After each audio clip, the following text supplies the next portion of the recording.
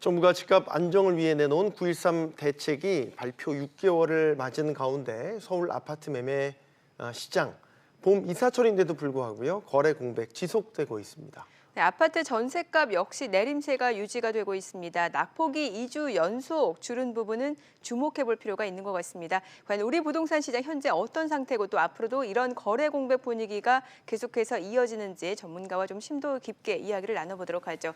NH투자증권 김규정 위원입니다. 어서 오세요. 네, 안녕하세요. 안녕하세요. 앞서 정부가 집값 안정을 위해 내놓은 9.13 대책 6개월 반년이 이제 지났습니다. 6개월 전과 후 분위기를 좀 비교해 보신다면 어떻게 달라졌습니까? 네, 일단 대책 이후에 주택 아파트 거래량이 확실히 줄어들었고 또 거래가 줄어든 만큼 네. 순차적으로 가격도 하락세로 현재 돌아서 있는 상황이니까 대책 이후의 효과는 확실히 나타나고 있다고 볼 수 있을 것 같습니다. 대책 이전 직전까지만 해도 가격이 혹시 더 오를지도 모른다라는 불안감에 추격 매수를 하려는 불안 심리가 시장에 좀 퍼져 있었다면 대책 이후 현재는 가격이 좀 더 내릴 것이다라고 해서 대부분 수요자들이 관망세를 보이고 있으니까 분위기는 확연히 달라졌다고 볼 수가 있겠고요. 예. 다만 대책 직전에 주간 단위로 가파르게 오르던 급등세에 비해서는 대책 이후 현재 나타나고 있는 가격 낙폭이 그렇게 충분히 큰 것 같지는 않습니다. 그래서 오를 때보다는 지금 내리는 속도가 좀 천천히 진행되고 있는 상황입니다. 네. 자, 그러면은 어찌됐든 가격의 하락세가 좀 이어지고 있다라는 분위기는 뭐 결과적으로 집값 안정화 현상이 조금 이어지고 있는 것 같다는 생각이 드는데 9.13 대책 중에서 어떤 대책이 이러한 시장 분위기에 가장 많은 영향을 줬다라고 보십니까?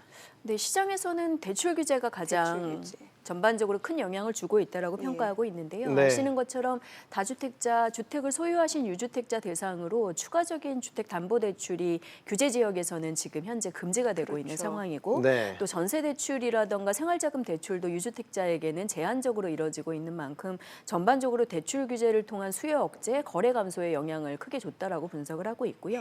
아시는 것처럼 종합부동산세, 종부세가 늘어난다라는 이슈가 대출 규제보다는 덜하지만 다주택자들에게 상당한 압박감을 줬다라고 평가를 하고 있습니다. 그리고 마지막으로 이제 수도권 쪽의 공급을 늘려나가겠다라는 것이 9.13 대책에서 이제 마지막 발표 추가가 되면서 사실 나올 수 있는 수요 억제 공급 확대 대책이 다 나와서 시장의 안정 효과를 끌어냈다라는 평가입니다. 네. 서울 집값만 떼놓고 한번 보겠습니다. 17주째 가격 하락세가 네. 이어지고 있습니다. 17주째면은 한 달이 내주니까 석 달 넘게 지금 하락세인 거죠. 기간이 짧진 않네요. 길게 네, 이렇게 17주 연속 이어진다면 뭔가 대세 하락기라고 하잖아요. 이걸 전조 현상으로 받아들여도 되는 건지 아니면 너무 나간 해석인지 여러 번 모시고 질문을 드립니다만 또 물어보겠습니다. 현재 하락세가 예상보다 좀 길어지고 있는 상황이 있기는 한데 네. 앞서도 말씀 나눈 것처럼 실질적인 낙폭이라던가 떨어진 가격의 매물의 거래량이라던가 이런 것들이 아직 충분히 나타나고 있지는 않기 때문에 시장에서 뭐 대세 하락이라던가 침체기 진입이라던가 이런 것을 판단하기는 조금 섣부른 감이 있습니다. 그래서 당분간은 좀 더 조정 폭이나 거래 상황을 좀 지켜봐야 된다라는 입장이고요.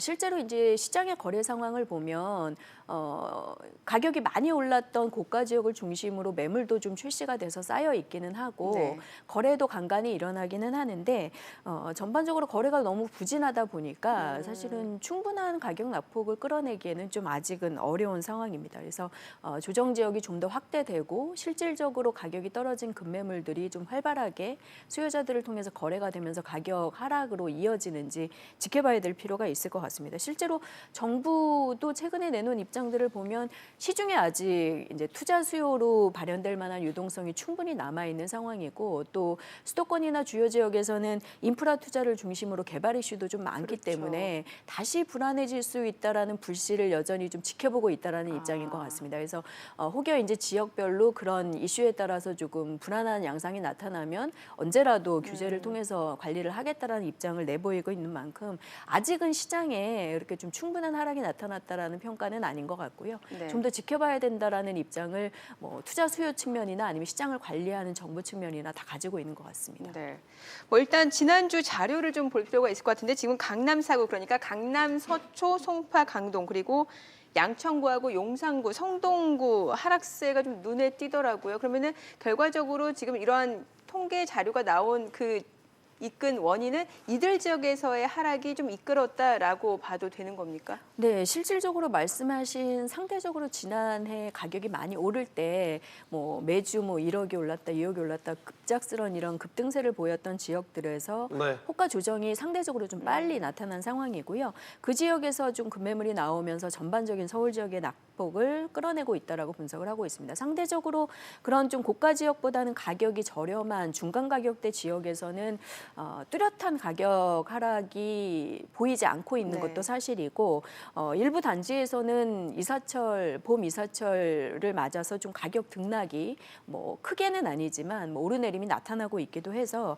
말씀하신 것처럼 가격이 많이 올랐던 급작스러운 급등세를 보였던 지역에서 일부 저가 매물들이 조금씩 나오면서 전반적인 낙폭을 끌어내고 있다는 분석입니다. 그러면 전반적인 하락세가 서울 지역으로 다 나타나는 걸 좀 지켜볼 필요가 있지 않겠나라는 입장입니다. 네.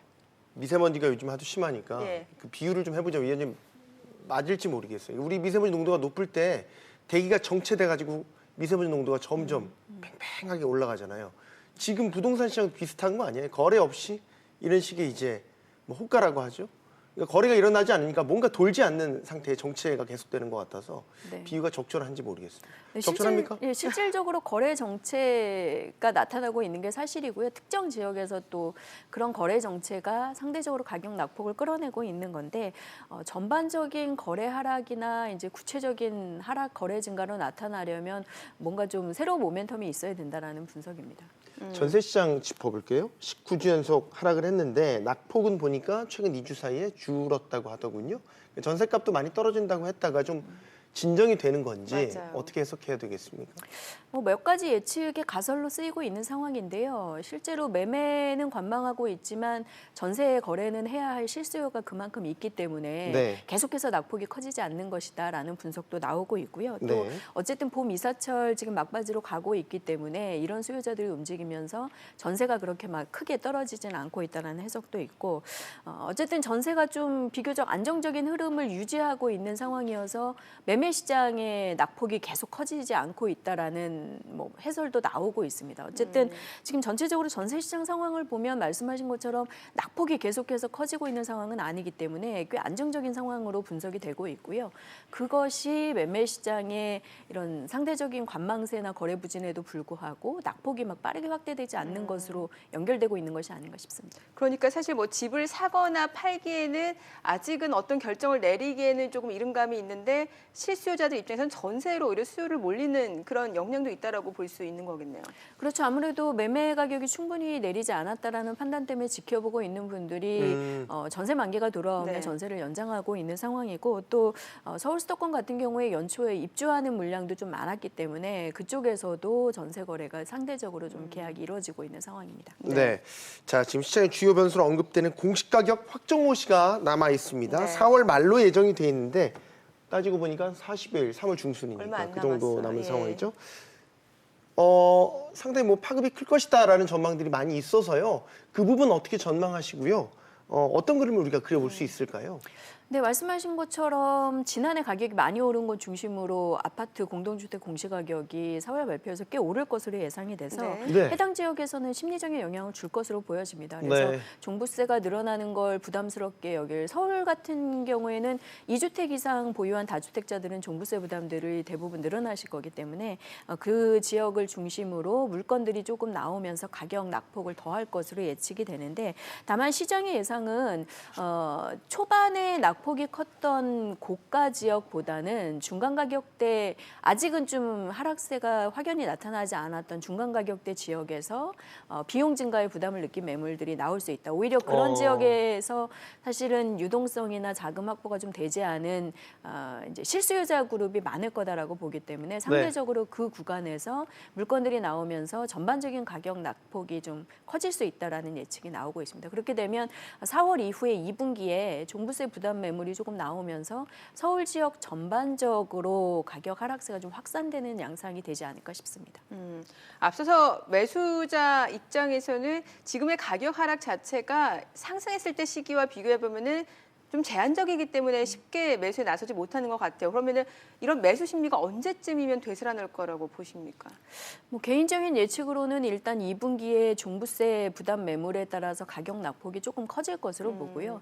하반기를 거치면서도 다시 뭐 반등할 만한 모멘텀은 현재 보이지 않는 상황이거든요. 정부의 규제도 여전하고 또 네. 자산시장 투자를 억제하는 거시 환경의 불안 요소도 여전히 남아있기 때문에 전반적으로 좀 낙폭이 커지다가 적어도 하반기 이후는 돼야 좀 저점 매수자들이 다시 움직이는 상황들이 연출되지 않을까 싶습니다. 현재로서는 일부 지역 조정에 그치고 있다라는 시장 수요자들의 평가가 많고요.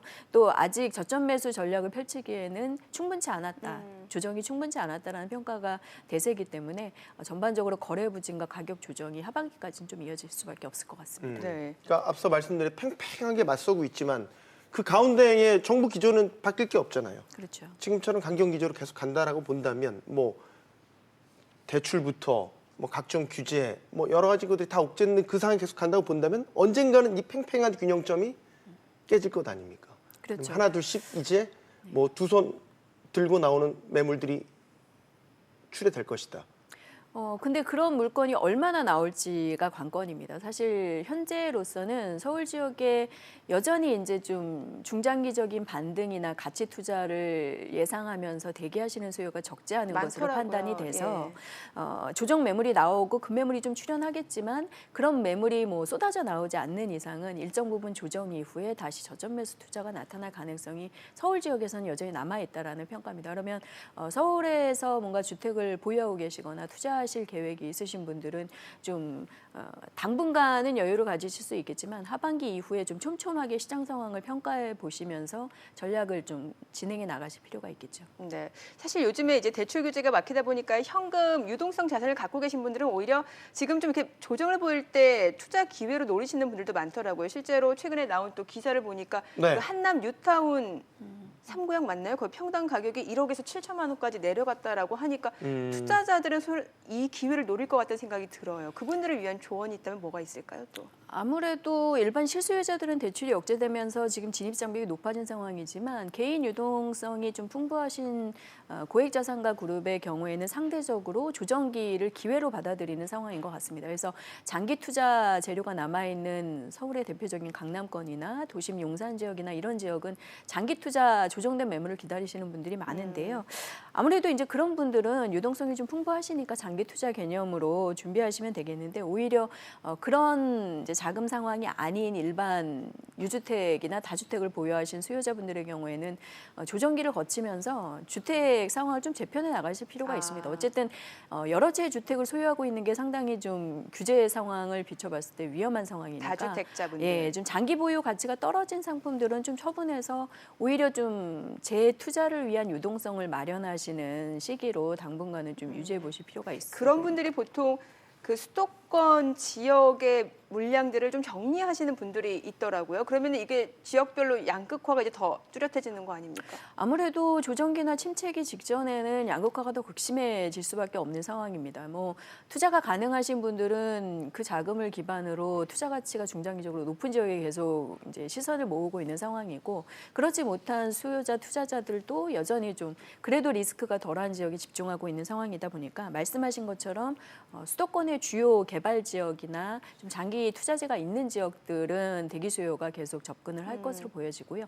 그렇지 않은 지역에서의 처분으로 유동성을 마련하시는 수요자들이 움직이게 되는 상황에서는 가격 조정이 좀 더 벌어질 것으로 보여집니다. 알겠습니다. 네, 부동산 시장 진단해봤습니다. 김규정 연구위원이었습니다. 감사합니다. 잘 고맙습니다. 들었습니다.